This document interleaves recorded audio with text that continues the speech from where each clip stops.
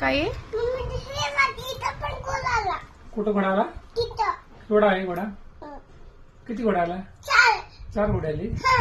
हो का? छोटे की मोठे? छोटे आहे का? दिसते का तुला? हो का? पकडतो घोड्याला? घोड्याला पकडतो? त्या घोड्यावर बसते का? आपल्याकडे आहे? त्या घोड्यावर बसते का? रील म्हणल्या खरोखर पळून जाते. कुठं पळून जाते? कसा करतो घोडा? कसं करते? पळून दाखव बरं कसं पळते.